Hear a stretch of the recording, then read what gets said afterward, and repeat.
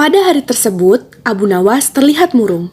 Ia sedih karena rumahnya telah dibongkar oleh Raja Harun ar-Rasyid. Sang raja berkata bahwa ia bermimpi bahwa di bawah rumah Abu Nawas terdapat emas-emas dan perhiasan. Namun, sudah lama menggali, tidak terlihat satupun butir emas maupun perhiasan di bawah rumah Abu Nawas. Lebih menyedihkannya lagi, sang raja tidak merasa bersalah dan tidak mengganti kerugian. Melihat kondisi yang sedang ia alami, Abu Nawas pun memutar otaknya untuk mencari cara agar ia dapat membalas dendamnya kepada sang raja. Abu Nawas terus berpikir hingga ia tidak makan dan membiarkan makanan yang diberikan istrinya membasi dan dihinggapi lalat-lalat. Abu Nawas akhirnya menemukan ide untuk membalas dendam sang raja dan bersorak gembira. Kemudian, Abu Nawas pun meminta istrinya untuk menyiapkan kain dan besi.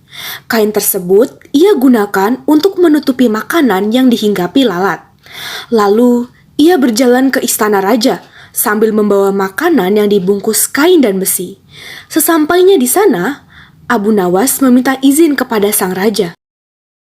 "Wahai rajaku, saya izin ke sini untuk melaporkan bahwa ada makhluk yang masuk ke rumah saya tanpa izin," kata Abu Nawas.